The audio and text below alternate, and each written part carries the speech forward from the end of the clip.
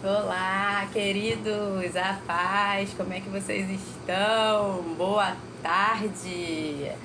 Estamos ao vivo, hoje, dia 29 de outubro. Oi, tia! Oi, Dinda! Estamos aqui. Gente, tô atrasada, né? Hoje pra você ver como é que são as coisas, eu sonhei que eu estaria toda atrasada. Olha só como é que Deus revela as coisas pra gente. Eu sonhei que eu estava toda atrasada e que eu entrava hoje na live, era 12h07, 12 horas e 7 minutos. Mas eu burlei o sonho, dei uma corrida aqui e entrei 12h04 ou 12h05, não sei. Então eu adiantei 2 minutos do atraso do sonho. Aleluia. Mas olha como é que Deus revela as coisas. E foi justamente pelo mesmo motivo do sonho que eu me atrasei. Mas não veio ao caso. Louvado seja Deus, estamos aqui para mais um dia. Pega a sua água, pega seu papel, sua caneta, sua Bíblia e vamos começar. Boa tarde, pessoal do YouTube, não posso esquecer de vocês, senão minha filha briga comigo. E vamos lá. Oi, mami. Versículo 1, capítulo 29 de Provérbios, versículo 1. Quem teima em rejeitar a repreensão será destruído de repente sem que haja remédio. Em outra versão diz assim: quem insiste no erro mesmo depois de muita repreensão será destruído de repente sem aviso e irremediavelmente. Esse verso, além da tolice em si, que está aqui explícita, né, também está falando do pecado de rebelião, está falando do pecado da obstinação. Em 1 Samuel 15, 22b e 23 diz assim: eis que obedecer é melhor do que sacrificar, porque a rebelião é como pecado de feitiçaria e a obstinação é como idolatria e iniquidade. Por você ter rejeitado a palavra do Senhor, também ele o rejeitou como rei. Aqui Samuel estava falando com o rei Saul, e pela desobediência do rei Saul, ele, pela rebelião, no caso, pela obstinação, né? Não foi uma simples desobediência. Então, esse pecado aqui que Provérbios 29:1 está falando, né, é aquele que já foi repreendido muitas vezes, aquele que insiste no mesmo erro e mesmo assim continua rejeitando a repreensão, continua rejeitando a disciplina, continua rejeitando a sabedoria. Para esse, ele vai ser destruído de repente, sem que haja remédio, porque ele já está no pecado da rebelião, no pecado da idolatria, é uma iniquidade já estabelecida. E em Provérbios 15:32a, nós vimos anteriormente que quem rejeita a disciplina despreza a si mesmo, despreza a sua própria alma. Então, assim, a vontade do Senhor é que todos se arrependam e cheguem ao pleno conhecimento de Cristo Jesus.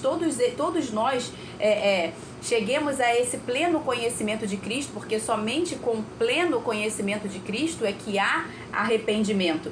Mas, e por isso ele é longânimo, querendo que todos se arrependam, dando tempo, né, sendo paciente, sendo longânimo, para que todos se arrependam. Às vezes a gente se pergunta assim: meu Deus do céu, por que às vezes uma pessoa tão má, tão perversa, essa pessoa não morre? E aqueles que às vezes a gente considera uma pessoa boa, lembrando que ninguém é bom, somente o Senhor é bom, né? Que às vezes as pessoas perguntam assim: se Deus é bom, por que coisas ruins acontecem com pessoas boas, né? A única vez que isso aconteceu, como a gente já falou assim aqui, a única vez que isso aconteceu, isso, se eu não me engano, é uma frase do pastor Marcos Batista, não sei se é uma citação, se ele citou de alguém, mas ele que fala essa frase, ele diz: a única vez que isso aconteceu foi há milhares de anos atrás, e foi com uma pessoa só na cruz do Calvário, que foi Cristo. Ele era a única pessoa boa, ele era a única pessoa justa de fato. Então, quando algo injusto aconteceu, foi somente a ele. A todos nós, né, que pecamos, a todos nós que diante de Deus éramos considerados injustos, impuros, pecadores, acontecer coisas ruins é justo, porque nós pecamos. Então nós estamos dando legalidade para o diabo, para o inimigo, para que ele nos ataque, né? Então é justo que aconteça a nós que pecamos, mas era injusto acontecer com Cristo. E ele sofreu a injustiça no nosso lugar, justamente por ser o único justo, o único que não tinha pecado. Então, quando alguém perguntar para você, por que coisas boas acontecem, coisas ruins acontecem com pessoas boas, a única vez que isso aconteceu foi com Cristo, tá? Com todos nós. E nós estamos passíveis a isso, por quê? Porque nós pecamos e nós estamos neste mundo que jaz no maligno por causa do pecado. Então, nós damos essa legalidade ao diabo, e mesmo que não dessemos, por estarmos num mundo que é caído, a palavra fala que nós teremos aflições. Jesus mesmo disse: no mundo tereis aflições, mas tende bom ânimo. Eu venci o mundo, eu venci o maligno, tá? Mas nesse mundo nós teremos aflições, nós só passaremos mas essa não é a vontade do Senhor. Que às vezes você pode pensar assim: mas é a vontade do Senhor, nada acontece sem a vontade do Senhor. Mas existe a vontade permissiva e existe a vontade absoluta do Senhor. A vontade permissiva é Ele, na sua soberania, nos deu livre-arbítrio, nos deu a escolha de decidir o que nós vamos fazer da nossa vida. Ele não vai nos impedir. Então, as coisas que nos acontecem são consequência das nossas escolhas. Essa é a vontade permissiva, porque na soberania dele, ele decidiu que você escolheria, mas ele também decidiu que você colheria aquilo que você plantasse. Então, essa é a vontade permissiva, não é a vontade dele de fato. Porque a palavra fala que para que a gente ore, para que a vontade de Deus seja feita na terra, assim como é no céu. Não é essa a oração do Pai Nosso? Pai, seja feita a tua vontade aqui na terra, assim como é no céu. E a palavra fala que no céu não há choro, não há doença, não há dor, não há morte, não há mentira, não há pecado, não há engano, não há violência. Então essa é a vontade absoluta de Deus, que nada dessas coisas aconteçam. Mas por causa do homem que pecou e deu a autoridade sobre a terra que estava sobre ele, que Deus havia dado para ele, quando o homem pecou, Deus deu essa autoridade para o diabo. Então o diabo passou a dominar a terra, passou a ser o imperador deste mundo. Então tudo que acontece aqui neste mundo, Deus permite, porém não é a vontade dele. Deus permite por quê? Porque ele já havia determinado que seria assim, e ele não pode ir contra ele mesmo, ele não pode ir contra a sua própria palavra. Então, a partir do momento que ele determinou que a terra era dos filhos dos homens, os homens fizeram o que quiseram com ela. E os homens deram essa autoridade que era deles para o diabo a partir do momento que obedeceram ao diabo, que desobedeceram a Deus. E a palavra fala que aquele a quem você obedece, você se torna escravo dele. Por isso nós nos tornamos escravos do diabo. Então o diabo tem legalidade nessa terra. Mas aqueles que receberam a Cristo Jesus, o diabo não tem mais legalidade sobre a vida deles. Ainda teremos aflições? Sim, porque são inerentes a este mundo. Mas não haverá mais uma legalidade de um ataque direto do inimigo contra nós, se nós andarmos na lei do amor. Se nós andarmos debaixo da lei da nova aliança, que é a lei do amor, não haverá legalidade para o inimigo. E se nós não andarmos nessa lei do amor, aí nós é que estamos abrindo essa brecha para que o inimigo nos ataque. Então, quando você deixa de perdoar o seu irmão, quando você não faz aquilo que você deveria fazer, como a palavra fala, né? Aquele que deve fazer o bem, sabe que deve fazer o bem e não faz, nisso está pecando. Então, essa é a instrução da lei do amor, que é a lei que Cristo determinou, o novo mandamento que Cristo determinou. Quando você não anda nessa lei, você vai colher a consequência, que é a legalidade que você dá para o inimigo te atacar. Mas isso não significa que é a vontade de Deus e nem que é Deus quem está enviando. Deus não envia enfermidades. Deus não coloca seus filhos doentes. Você não faria isso com seus filhos. Uma coisa é corrigir. Outra coisa é você colocar enfermidades. O que Deus faz é permitir por causa da colheita que você mesmo fez. Então ele vai permitir, mas quem coloca é o maligno. tá? Até porque para que isso acontecesse, Deus teria que ter criado essa doença e essa teria que ser a vontade de Deus. E essa não é a vontade de Deus, tanto que não há no céu. Se você for ler lá o livro de Apocalipse, você vai ver, não haverá mais choro, nem pranto, nem dor. No céu não haverá nada disso, não haverá mais ruga, aleluia. Não haverá mais celulite, louvado seja Deus, tá bom? Não haverá nada disso no céu, essa não é a vontade, tá? Isso só acontece porque nós não cuidamos do nosso corpo como deveríamos, nós damos legalidades para o inimigo nos atacar, então é tudo responsabilidade nossa, tá? Aguenta aí que vai dar certo. A boa notícia é, Jesus venceu o mundo, Jesus venceu o maligno. Então nós também podemos, se andarmos como ele nos mandou andar, tá bom? Então, essas pessoas que são repreendidas muitas vezes, né, elas estão permanentemente com os olhos obscurecidos, com os ouvidos, né, o seu próprio entendimento está obscurecido, eles estão alheios à vontade de Deus, alheios à vida de Deus, tá? Mas Deus, ele é longânimo e ele dá tempo para que eles se arrependam. Lá em Romanos capítulo 2, de 4 a 8, diz assim: ou será que você despreza as riquezas da benignidade, tolerância, paciência e longanimidade de Deus, não reconhecendo que é a bondade dele que leva você ao arrependimento? Contudo, por causa da dureza do seu coração obstinado, você está acumulando ira contra você mesmo para o dia da ira de Deus, quando se revelará o seu justo julgamento, em que ele retribuirá a cada um segundo as suas obras.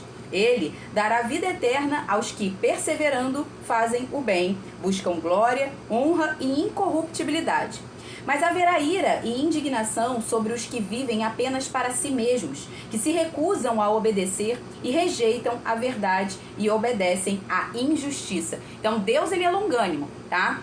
Mas se você não se arrepende, você permanece no erro, o que você está fazendo é acumulando ira para o dia da ira, tá? Então o pagamento vai chegar, a colheita vai chegar mais cedo ou mais tarde, de repente, sem que haja cura, ou seja, será irremediável. Não haverá como se arrepender mais e voltar atrás. Chegará um dia em que não haverá mais tempo para se arrepender. O tempo para se arrepender é hoje, o dia de amanhã não existe. Lembra que nós já falamos sobre isso. Então, se você não está em linha, se você ainda não recebeu, se você está na tolice, se você está nessa obstinação, nesse pecado de rebelião, cometendo constantemente o mesmo erro, o mesmo pecado, saia disso enquanto é tempo. E o tempo é hoje, tá? Atos 7:51a diz: homens de dura cerviz e incircuncisos de coração e ouvidos, vocês sempre resistem ao Espírito Santo. Não resista mais ao Espírito Santo. É o Espírito Santo que te convence do pecado, da justiça e do juízo. Nós pregamos a palavra, mas quem te convence é o Espírito Santo. Então, se você não ouve, se você endurece o seu coração, essa palavra aqui, incircunciso, de coração e de ouvidos, essa palavra incircunciso é alguém que se recusa a ter uma aliança com Deus, fazer uma aliança com seus ouvidos, fazer uma aliança com seus olhos, as janelas da alma, fazer uma aliança com a sua alma, com o seu coração. O próprio Jó, ele fala, né? Fiz aliança com os meus olhos para não pecar contra o Senhor. Então, quando você teme ao Senhor, você faz uma aliança com a sua alma, com o seu coração, a Ele, para que você não peque mais, para que você não viva mais na prática do pecado. Então, é isso que nós precisamos, tá? Ter uma aliança com Deus e sair dessa condição de rebelião, que é como o pecado de feitiçaria, idolatria, tá? Versículo 2. Quando os justos se multiplicam, o povo se alegra. Quando o ímpio domina, então o povo lamenta. A gente já viu esse versículo várias vezes sendo repetido, né, em contextos diferentes, de formas um pouquinho diferentes uma da outra, mas sempre com o mesmo entendimento. Mas a gente precisa aprender a buscar a sabedoria, o conhecimento. É óbvio que quando os justos governam, é muito melhor para todos, tanto ricos como pobres, seja qual for o povo, tribo, a língua, a nação, todos vão se alegrar mais quando o justo governa, né? Lógico, todos aqueles que são justos, porque aqueles que são ímpios querem mais é que os ímpios governem, tá? Mas todo aquele que é justo, todo aquele que pratica a justiça, todo aquele que busca o Senhor, vai se alegrar quando o justo governa e não quando o ímpio governa. Apesar de que até os ímpios, na verdade, eles camuflam ali, mas nem eles gostam de quando o ímpio governa, porque, né? Enfim, não vamos aqui falar contra as autoridades. Aleluia.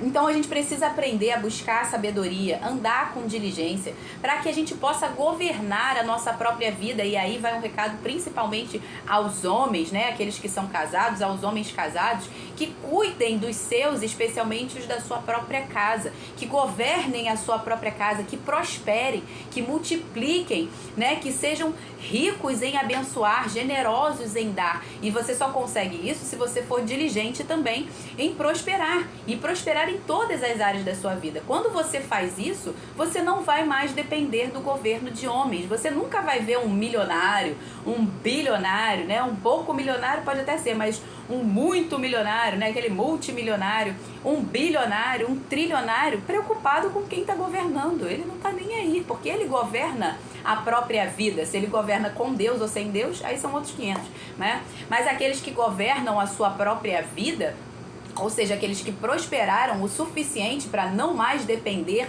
de auxílio, para não mais depender da ajuda do governo, para não mais depender se o imposto está alto, se o imposto está baixo, para eles não faz diferença. Por quê? Porque eles já multiplicaram os seus recursos de tal maneira, prosperaram de tal maneira que isso é indiferente para eles. E o dia que der ruim no país, se algum dia der ruim de uma tal forma no país que eles, né, vejam que realmente aqui não vai ter como, né? Por exemplo, assim, virou uma Venezuela. O que eles vão fazer? Eles vão pegar a riqueza deles e vão sair, porque o Estado não gera riqueza. Quem gera riqueza são os empreendedores, são as pessoas físicas que empreendem, que geram riquezas, que governam sua própria vida, sua própria casa, sua própria família, com Deus, né? Outros sem Deus, mas aqueles que governam com Deus estão melhores ainda. Então, esse deve ser o nosso alvo, que a gente prospere em todas as áreas da nossa vida, para que a gente não dependa mais do governo. Então, por isso que eu estou falando esse recado especialmente para os homens, porque a eles cabem a provisão. Então, homens, busquem a sabedoria, prosperem, né? Mulheres solteiras, vocês também, busquem a sabedoria, prosperem. Mulheres casadas também, busquem a sabedoria, prosperem naquilo que lhe cabe, dentro da sua parte do casamento, para que você possa auxiliar o seu marido a prosperar, para que vocês governem a sua própria vida com Deus e não mais dependam de ajuda do governo, não mais dependa das decisões, daquilo que o governo faz ou deixa de fazer. E isso vai ser para vocês indiferente, tá? Então, quando nós obedecemos a Deus, cumprimos os seus princípios e valores, nós vamos prosperar em todas as áreas da nossa vida, porque Deus não mente. Se Deus disse que é isso que vai acontecer, que aqueles que andam em disciplina, aqueles que buscam ao Senhor, aqueles que temem ao Senhor, aqueles que vivem e praticam a sabedoria, a prudência, para eles está destinado riqueza, vida, honra, toda sorte de bens preciosos, como a gente tem visto aqui várias promessas no livro de Provérbios. Deus não mente. Então, se Deus disse isso, é porque é possível, e tudo é possível ao que crê. Então, basta a gente crer e andar em obediência a essa palavra, e nós não dependeremos mais do governo. Pelo contrário, é o governo, é o Estado quem depende daqueles que prosperam, porque o Estado não gera riqueza. O Estado vive dos impostos que cobra. Então, quem é que vai ser mais oprimido? É sempre o povo. Quem é que vai se entristecer mais quando os ímpios governam? É o povão. É aquele que não está governando sobre a sua própria vida, é aquele que não está dominando a terra como a palavra nos manda dominar. Dominar sobre todas as coisas. Quando fala dominar sobre todas as coisas, é você dominar, governar e prosperar sobre todas as áreas da sua vida. Em tudo você precisa dominar. Aquele que não domina vai ser escravo do que está dominando, tá? Então, prospere, faça aquilo que é justo. Então, cadê? É isso aqui, então já finalizei, é isso mesmo. Versículo 3. Quem ama a sabedoria alegra o seu pai, mas o companheiro de prostitutas desperdiça os bens. A gente já viu várias vezes que é o filho sábio que alegra o seu pai. Mas ter um filho sábio é uma recompensa de pais que andam e que ensinam o seu filho no caminho. E não uma coisa aleatória que, Deus deu um filho sábio para um e Deus deu um filho que não é sábio para outro. Não, absolutamente. Deus não faz acepção de pessoas, tá? Então, aquilo que você plantar, você vai colher, seja na vida dos seus filhos. Mais uma vez, a palavra não mente. Se a palavra fala, ensina a criança no caminho, como está lá em Provérbios 22:6, ensina a criança no caminho em que deve andar, e ainda quando for velho não se desviará dele, é fato. É fato, ele não vai se desviar, ou seja, ele vai permanecer sábio, ele vai permanecer em Cristo. Porque Cristo é a própria sabedoria. Então, se você ensina a criança desde pequeno no caminho, ou seja, você sendo exemplo, você vivendo a palavra, isso vai acontecer. E se isso não acontecer, saiba que o erro não está em Deus, o erro está em nós. Somos nós que erramos, somos nós que falhamos. E de fato, nós erramos em muitas coisas, nós pecamos em muitas coisas. Nós ainda não somos perfeitos, nós ainda não chegamos à plenitude, à perfeita maturidade de Cristo. Mas não impute culpa ao Senhor. Lembra que eu falei? Quando você imputa uma culpa que é sua a outro, você perde o domínio de poder resolver aquilo ali. Enquanto você se responsabiliza, você tem o poder de mudar essa situação. Mas quando você fala assim, a culpa é de fulano, a culpa é do meu marido, a culpa é da minha esposa, a culpa é do Senhor que me deu o filho tolo, a culpa é da avó que cuida, a culpa é da escola. Não, é você que é responsável por ensinar o seu filho no caminho. Sempre vai ter gente para atrapalhar, você mesmo vai se atrapalhar muitas vezes, mas é sua responsabilidade. Se você assume essa responsabilidade, não, eu vou fazer, eu vou ensinar, eu vou instruir o meu filho no caminho, eu vou andar no caminho e vou ser exemplo para o meu filho, os seus resultados serão outros, tá? Então, então não pense que a palavra de Deus mente, porque não mente, tá? Somos nós que não estamos andando de acordo com aquilo que Ele planejou para nós. E se a gente fizer isso, se a gente obedecer, se a gente andar no caminho, ensinar os nossos filhos, quem vai colher o benefício somos nós, porque ele está falando aqui, o filho sábio alegra os seus pais. Então somos nós que vamos colher essa alegria, como está lá em João 14:6, que é o versículo que eu mais amo, que diz assim, perdão, João 14:6 não. Cadê? Ih, gente, eu botei errado. Não, é de 3 João. Eu acho que eu botei mais na frente. Enfim, depois mais na frente eu vou citar esse outro versículo, que agora eu não estou com a referência dele aqui. Mas esse caminho que a gente deve ensinar o nosso filho, ele é uma pessoa. O caminho não é uma trilha geograficamente, né, um espaço de terra ali geograficamente falando. Ele é uma pessoa. Tá? Tanto é que você vai ver várias vezes no Novo Testamento a palavra caminho escrito com C maiúsculo. Por quê? Porque está se referindo à pessoa de Jesus. O próprio Jesus disse em João 14:6, eu sou o caminho, a verdade e a vida. Ninguém vem ao Pai a não ser por mim. Ele não disse ninguém vai ao Pai a não ser por mim. Por quê? Porque Ele é o próprio Deus. Então ele disse, ninguém vem ao Pai a não ser por mim. Entende? Ele está falando, venham a mim, todos vocês que estão cansados, sobrecarregados, e eu vos aliviarei. Por quê? Ele é o próprio Deus. Ele é um com o Pai. Então, quando ele diz isso, ele fala, eu sou o caminho, não há outro além de mim. Então, esse caminho que nós temos que andar é Cristo, não é qualquer caminho, é Cristo, tá bom? Versículo 4. O rei justo traz estabilidade ao país, mas o inimigo de impostos o leva à ruína. Mesma coisa que a gente acabou de ver aqui no verso 2. Então, seja um rei justo para sua própria casa, para sua própria família, homens. Faça a diferença, faça aquilo que você precisa, né? Você precisa, faça o que precisa ser feito para você prosperar, para você governar a sua própria casa, a sua própria família e não depender do governo, mas depender única e exclusivamente de Deus. Versículos 5 e 6. Quem lisonjeia o seu próximo está armando uma rede para os seus pés. Na transgressão do... Perdão. Versículo 6. Na transgressão do homem mau há uma armadilha, mas o justo canta de alegria. Em outra versão, que esclarece mais, diz assim, quem bajula e faz elogios falsos ao próximo está preparando uma armadilha para ele. No pecado do homem mau sempre há uma armadilha, mas o justo está seguro e canta de alegria. Então, não confunda bajulação, falsos elogios, com honra. Não tem nada a ver uma coisa com a outra, tá? Honra e bajulação são coisas completamente diferentes. O bajulador, ele é invejoso, ele é interesseiro por motivos egoístas, ele tá sempre com desejos e intenções malignas no coração. Então ele tá ali te bajulando, te abraçando, te dando beijinhos enganosos, né? Porque ele é falso, ele tem intenções e desejos malignos, egoístas, que visam apenas a ele próprio, o seu próprio umbigo, tá? Já a honra não, a honra ela é legítima, ela tá firmada no temor do Senhor.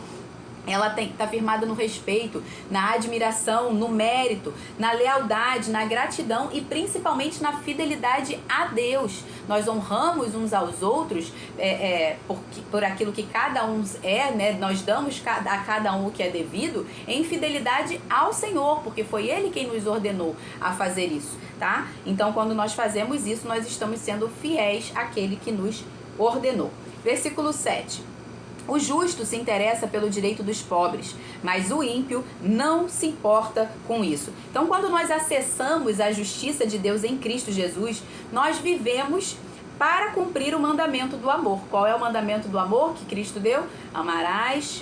Amem-se uns aos outros como eu vos amei. Então, quando nós fazemos isso, nós nos tornamos a manifestação da justiça. Então, ele está falando aqui, o justo se interessa pelo direito dos pobres. Os justos somos nós, todos aqueles que creem em Cristo e andam em amor. Então, nós vamos manifestar essa justiça. Nós seremos esses ministros da justiça do Senhor, servos da justiça do Senhor. Desculpa.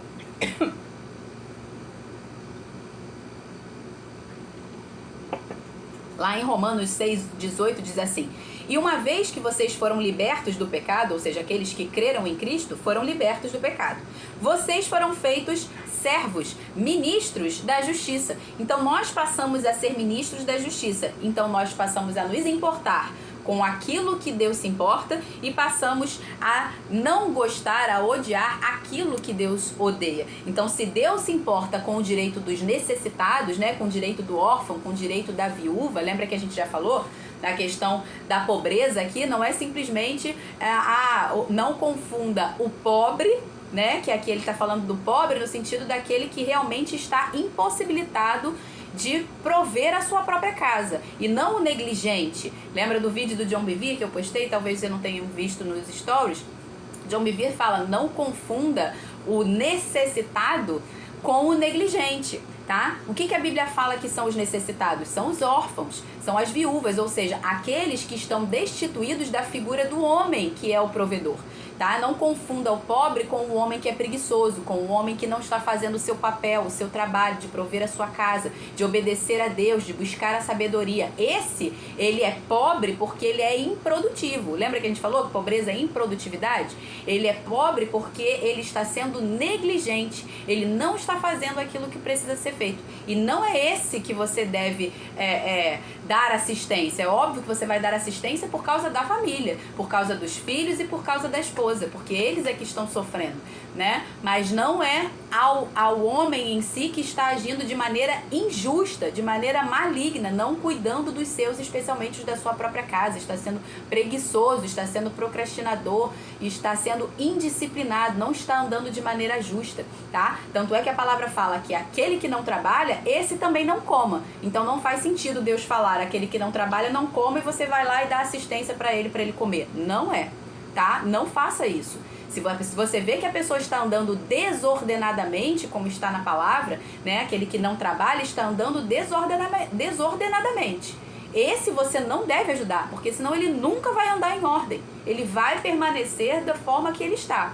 Então não ajude ele. Esse não é de fato o necessitado, tá? Esse é o improdutivo. Ele é o pobre de fato, porque ele é improdutivo.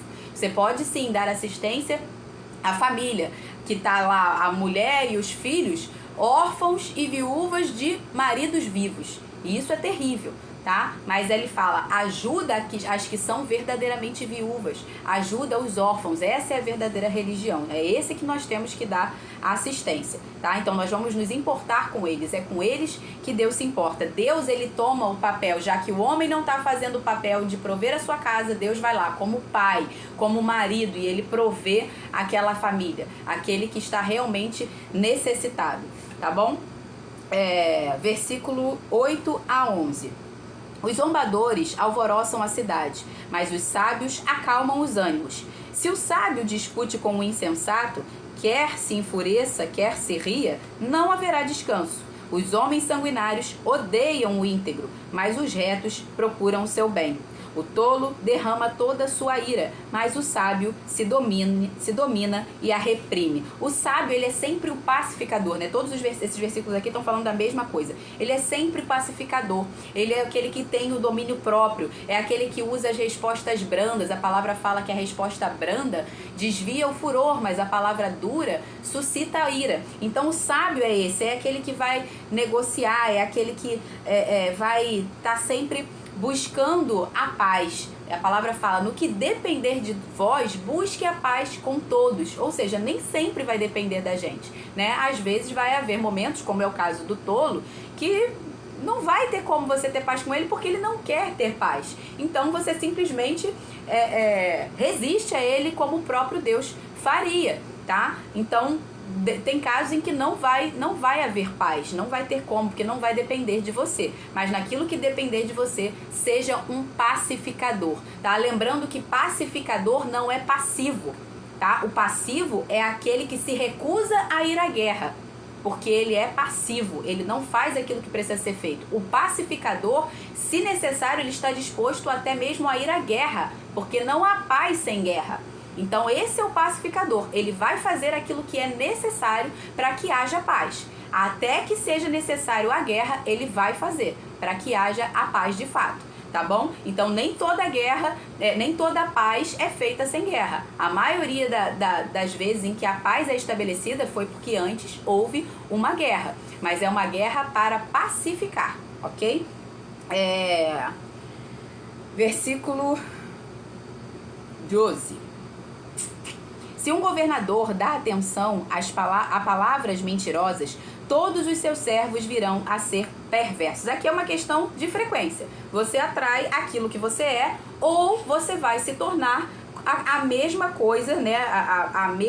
Assim como as pessoas com quem você se associa. Lembra que a gente já falou várias vezes aqui que você é a média das pessoas com quem você anda, né? As 5 principais pessoas com quem você mais anda, essas vão ser a sua média. Então, se você se associa com esse tipo de gente, ou se você é um mentiroso, todos aqueles que se associarem com você e permanecerem contigo também vão se tornar perversos. Você vai perverter e vai corromper essas pessoas, porque é uma questão de frequência, é uma questão de associação, tá? Então, por exemplo, se você tem liderados, né? Se os seus conselheiros são pessoas perversas, mentirosas, como está dizendo aqui, e você tem liderados abaixo de você, é você quem vai influenciar os seus liderados.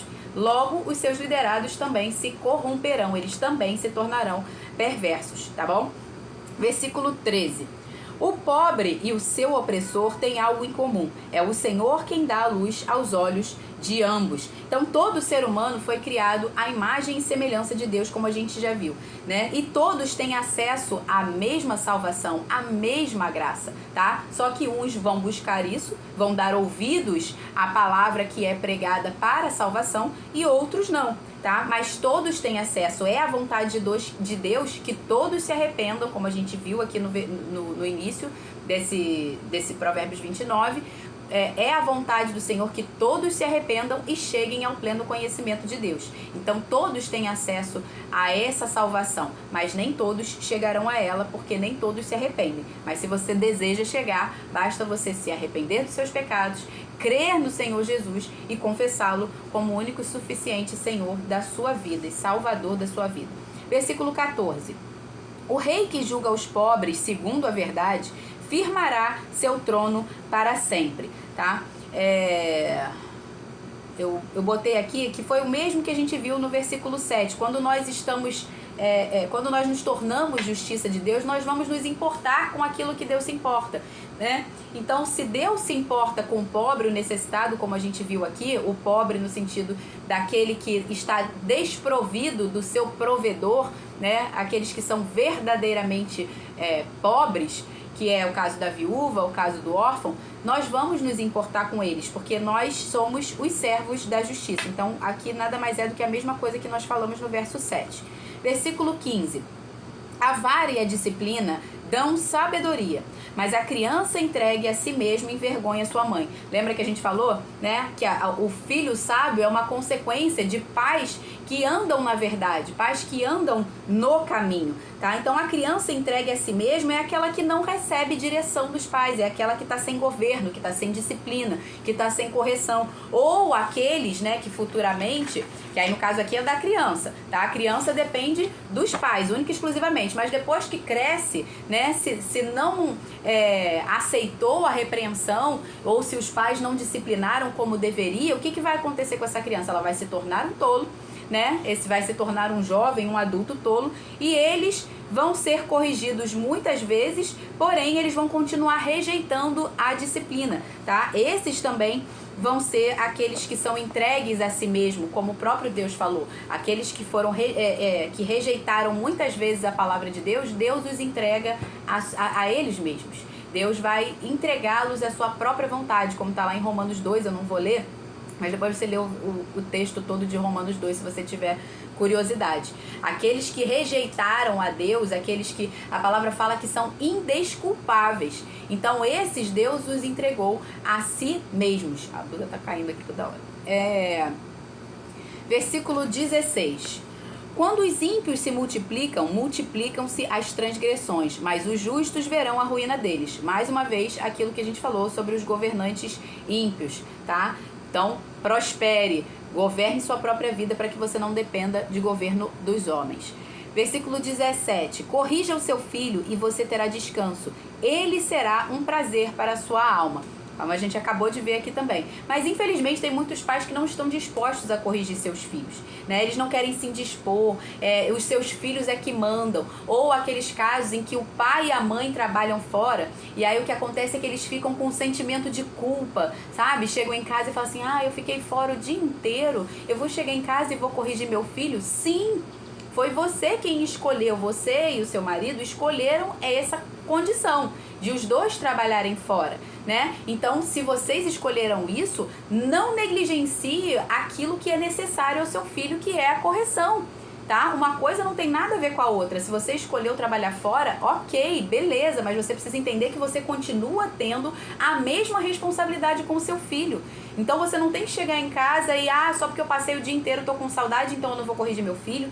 É lógico, o seu filho vai demandar, quando a mãe trabalha fora, o filho vai demandar muito mais atenção, ele vai querer chamar mais atenção, por quê? Porque ele está carente, ele necessitava da mãe dele dentro de casa e ele não tem, então ele vai agir de maneira muito mais controversa para chamar atenção, porque ele precisava da atenção da mãe e a mãe não está ali, e aí nesse caso a responsabilidade é do pai. Se a mãe está precisando trabalhar, é porque o pai não está fazendo aquilo que precisa. O homem, a responsabilidade da provisão é do homem. Então, se o homem, se a sua esposa está precisando trabalhar, ou se você está pedindo para sua esposa trabalhar, isso está sendo negligência e irresponsabilidade sua. A palavra fala que você está negando a sua fé e está sendo pior do que o incrédulo. Por quê? Porque você não está fazendo o seu papel como deveria, que é cuidar dos seus e os da sua própria casa. Você está negando a ordem à sua família. E o ideal é que a sua esposa esteja dentro de casa, para que os seus filhos estejam sendo instruídos por ela, tá? Então, uma coisa, cada um tem o seu papel.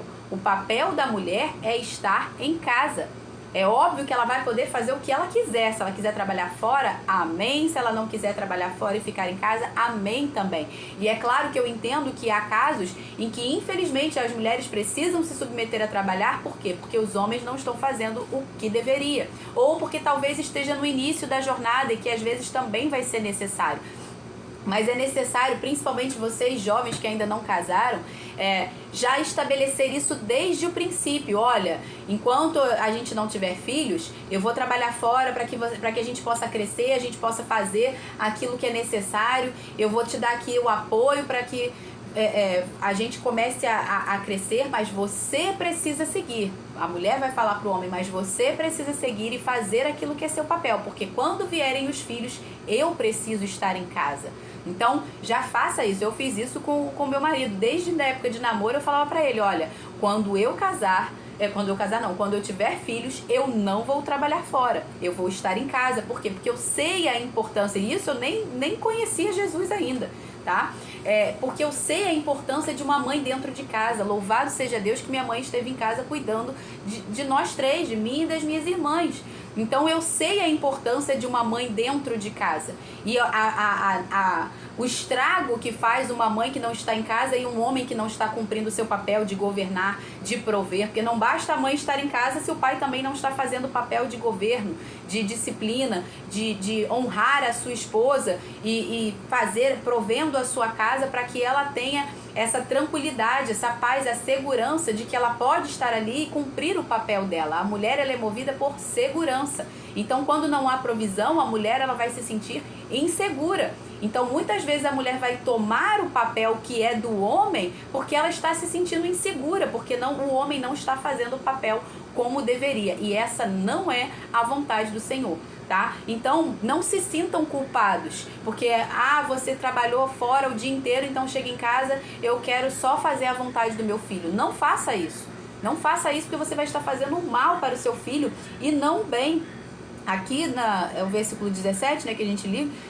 Corrija o seu filho e você terá descanso. Não pensa que você vai ter descanso fazendo o que o seu filho quer, porque às vezes você só quer estar cansado do trabalho, né? Tudo que você quer é descansar, então você vai lá, entrega um celular na mão do seu filho e deixa ele ali porque no celular ele fica quietinho. Você está fazendo um estrago terrível para o seu filho. Ou então o seu filho fez o que ele quis e bem entendeu e você, por sentimento de culpa do diabo que está fazendo esse sentimento de culpa em você, você vai lá e não corrige o seu filho como deveria. Isso não é bom. Você não está fazendo bem para o seu filho, você está fazendo mal. E isso vai trazer tristeza para você no futuro e não alegria, tá? Então não negligencie a sua responsabilidade, independente de qual for a sua condição. Se infelizmente o seu marido, né, ou talvez você já seja mãe solteira, a pessoa que teve filho com você não assumiu a responsabilidade, o que é pior ainda, não se culpe.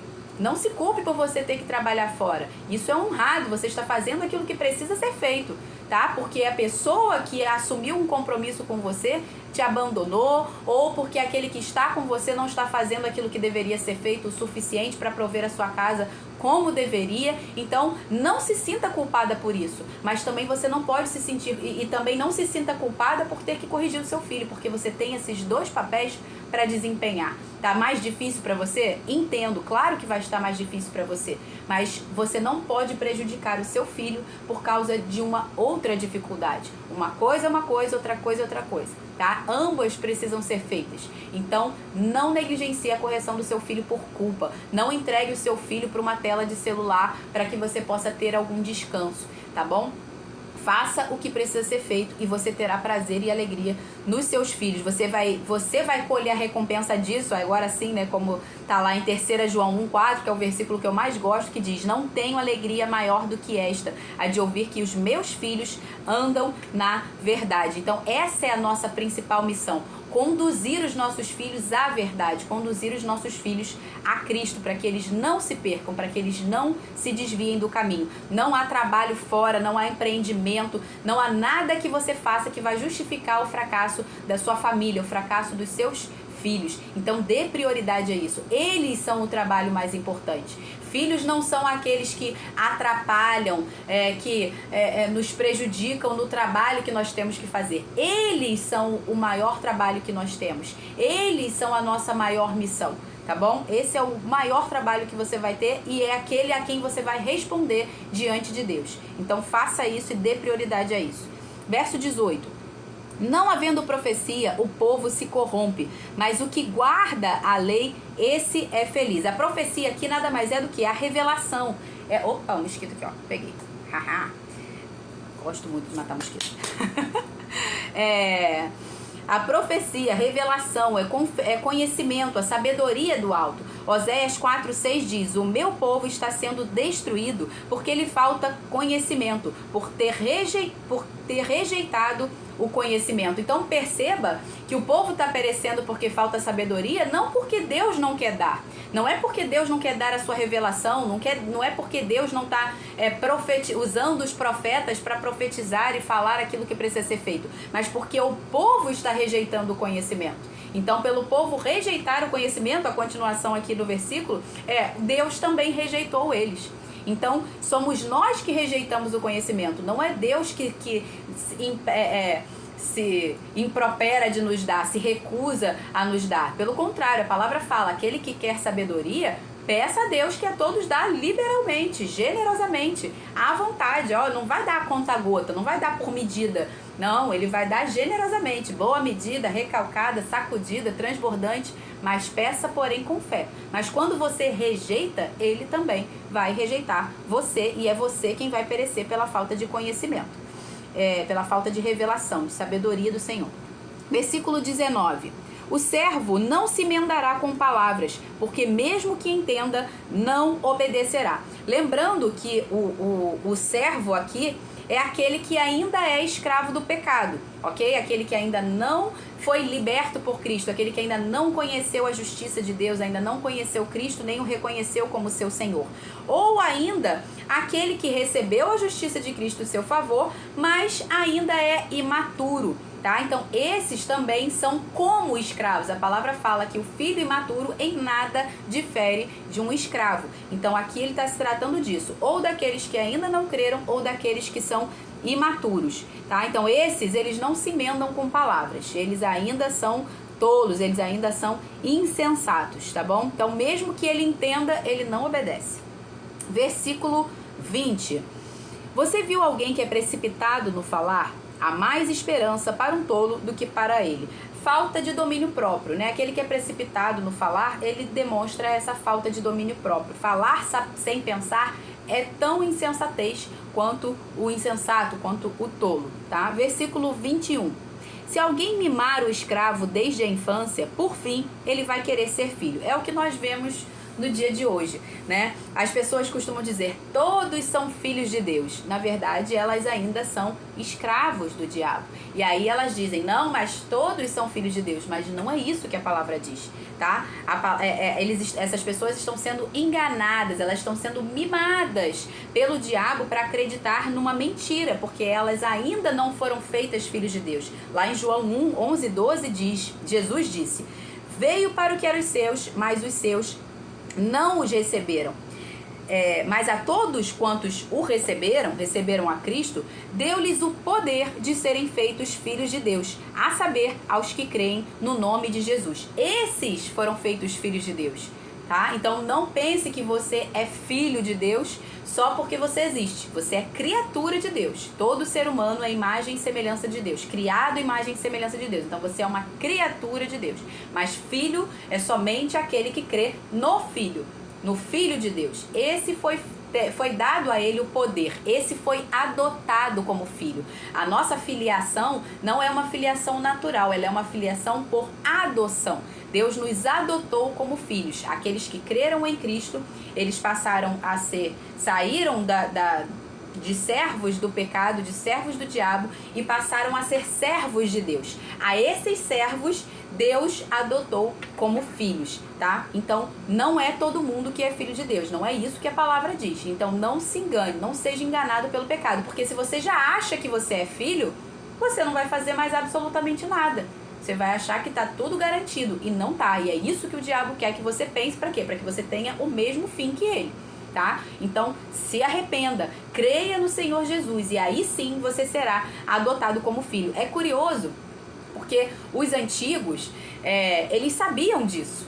Tanto eles sabiam disso que quando Jesus se manifestou em carne e ele disse, ele se revelou como filho de Deus, os fariseus queriam matar ele. Você acha que os fariseus, que o povo queria matar Jesus por quê? Porque Jesus se revelou como filho de Deus. E todos naquela época sabiam que ninguém é filho de Deus.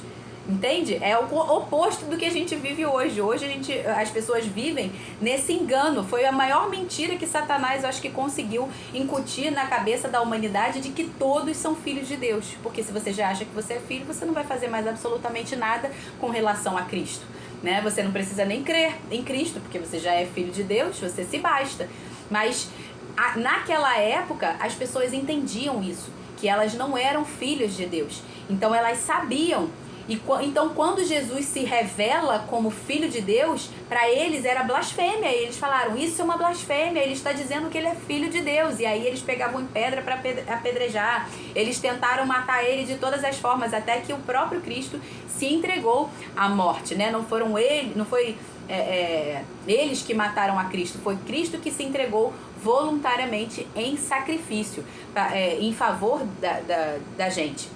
Então, eles entendiam isso, né? Aí hoje no nosso tempo é justamente o oposto. As pessoas dizem, não, todo mundo é filho de Deus, mas não é isso, tá? Então se arrependa, creia no Senhor Jesus, e aí sim você se tornará um filho de Deus, tá bom? Então não seja um mimado de achar que você é filho sem que você de fato o seja. Versículo 22. A pessoa colérica provoca discórdias, e quem facilmente fica irado multiplica as transgressões. Essa é a pessoa colérica, que esse colérica não é do temperamento que a psicologia ensina não, tá? O colérico, fleumático, sanguíneo, não é isso que ele tá falando aqui. Esse colérico aqui é o iracundo, tá? É a pessoa que facilmente se ira, ela se inflama muito facilmente. Então, é disso aqui que se trata, tá? Então não seja uma pessoa iracunda, uma pessoa que não tem domínio próprio, que se ira com facilidade. Versículo 23. O orgulho do ser humano o abaterá, mas o humilde de espírito obterá honra. Em Mateus 5,3 diz assim: bem-aventurados os humildes de espírito, pois deles é o reino de Deus. Lembrando, não confunda humildade com pobreza, tá? Porque é justamente por causa desse entendimento errado que as pessoas veem a pobreza como algo louvável. E não é.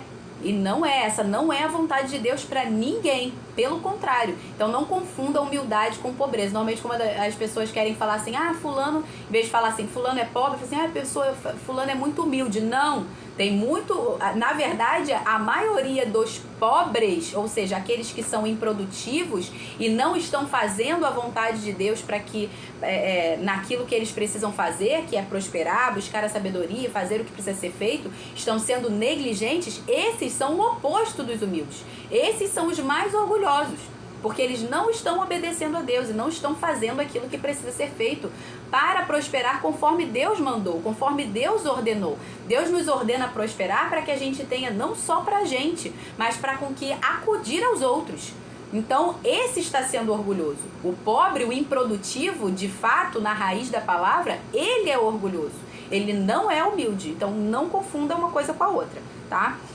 Versículo 24. Quem tem parte com um ladrão odeia a própria alma. Mesmo ouvindo a maldição, permanece calado. Aqui em outra versão, que fica mais claro, diz assim: o cúmplice do ladrão odeia a si mesmo. Mesmo ouvindo a maldição do julgamento, ele não ousa testemunhar e fica em silêncio. Então esse é o cúmplice, aquele que mesmo ouvindo ali que vai dar ruim para ele, que ele também vai pagar ali pela situação, ainda assim ele não testemunha, ele fica em silêncio com relação ao fato. Versículo 25. Quem tem medo dos outros cai numa armadilha, mas o que confia no Senhor está seguro. Nós vemos em Hebreus 13:6 assim: assim afirmamos confiadamente, o Senhor é o meu auxílio, não temerei, que me poderá fazer o homem? Então aqueles que confiam e temem ao Senhor não precisam temer a mais ninguém. Deus nos fala para que a gente não tema o homem. Nós não devemos temer a ninguém exceto Deus, porque aquele a quem você teme é aquele que é o seu Senhor.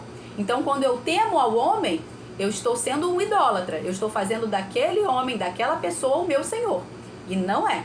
Então, somente ao Senhor nós devemos temer, e mais ninguém. Em Lucas 12, 4 e 5 diz assim: digo-vos, pois, meus amigos, não temas os que matam o corpo, e depois disso nada mais podem fazer. Eu, porém, vos mostrarei a quem devem temer. temei aquele que depois de matar tem poder também para lançar no inferno. Sim, a esses vocês devem temer. Então os homens, eles podem até matar o nosso corpo, mas eles não têm poder nenhum sobre quem nós de fato somos, porque nós somos espírito, tá? Então, nós devemos temer a quem? Aquele que depois de nos matar tem poder de nos lançar no inferno. E o único que tem poder para isso é o próprio Deus. Somente a ele nós devemos temer, ok? Versículo 26. Muitos buscam o favor daquele que governa, mas a justiça do Senhor vem para todos. É o que a gente falou no início. Se você não governa a sua própria vida, se você não está prosperando, se você não está obedecendo os princípios de Deus para fazer aquilo que precisa ser feito, você vai estar sempre tentando buscar o favor do governo. É auxílio disso, é auxílio daquilo, é aquilo que é gratuito, é o SUS, é não sei o quê. Por quê? Porque você não está fazendo aquilo que você precisa fazer. Você não está governando a si mesmo, não está governando os seus, os da sua própria casa. Então você vai sempre depender de auxílio do governo, de ajuda do governo, tá? Ficar buscando o favor daqueles. Então não faça isso. Dependa única e exclusivamente de Deus e cumprir os princípios que Ele te manda para que você possa prosperar. Verso 27 e último. Para os justos, a pessoa iníqua é abominação, e o reto em seu caminho é abominação ao ímpio. Lembra que a gente já falou que a gente agora, no Novo Testamento, a gente não anda mais naquela lei de ame aos que te amam, odeie os que te odeiem. Não, a palavra fala para que a gente deve amar até os nossos inimigos. A nova lei que nós andamos, que é a lei do Novo Testamento, a lei de Cristo, é a lei do amor, tá? E então, nós não abominamos mais a pessoa iníqua, como está aqui, né? Para os justos, a pessoa iníqua é a abominação. Não, nós não abominamos mais o iníquo. Nós amamos o iníquo. E o que nós abominamos? A iniquidade. Então, nós amamos a pessoa e nós abominamos, odiamos, detestamos o pecado que está na pessoa. Mas a pessoa a gente tem que amar. Quando a gente ama a pessoa, a gente está dando para ela a oportunidade. A gente prega a palavra, a gente prega o amor de Deus para ela e a gente está dando a oportunidade dela se arrepender desse pecado, ou seja, se livrar daquilo que está separando ela de Deus. Esse é o ministério da reconciliação. Nós amamos a pessoa e aí ela tem a oportunidade de se reconciliar, de se arrepender daquilo que a afasta de Deus, porque os nossos pecados fazem separação entre nós e Deus. Então ela tem a oportunidade de se livrar disso para poder se reconciliar com Deus, tá? 2 Coríntios 5, 16a diz assim: por isso nós, daqui em diante, não conhecemos a ninguém segundo a carne. Ou seja, nós não conhecemos mais o iníquo como iníquo. Nós conhecemos a pessoa por quem Cristo morreu e que está em iniquidade. É assim que nós devemos reconhecer ela, e não mais segundo a carne, não mais segundo os pecados dela. Nós não olhamos e julgamos mais ela segundo o seu pecado. Ah, essa aqui é a prostituta. Não, essa é uma mulher a quem Cristo deu a vida por ela e que nós precisamos amar para que ela abandone, se arrependa da sua prostituição e se reconcilie com Deus. É assim que nós vemos as pessoas. Nós não vemos mais pelo estado de pecado, e sim segundo o potencial espiritual que Deus concedeu a cada um. Porque quando essa pessoa se render a Cristo, é esse espírito que vai se revelar. E não mais a carne, não mais a vontade da carne, não mais o pecado que ela está cometendo na sua carne, tá? Então, quando ela for reconciliada com Cristo, ela se tornará uma nova criatura. E aí sim, vai valer para ela a mesma coisa que vale para nós, porque nós também éramos assim. Nós estávamos nos nossos delitos, nós os que cremos em Cristo, também estávamos nos nossos delitos e pecados. Talvez você fosse conhecido como a mentirosa, como o mentiroso, como aquele que era o enganador, aquele que roubava, aquele que matava, aquele que adulterava, aquele que prostituía. E hoje, em Cristo Jesus, você se arrependeu dos seus pecados, reconheceu a justiça de Deus, abandonou, deixou os seus pecados.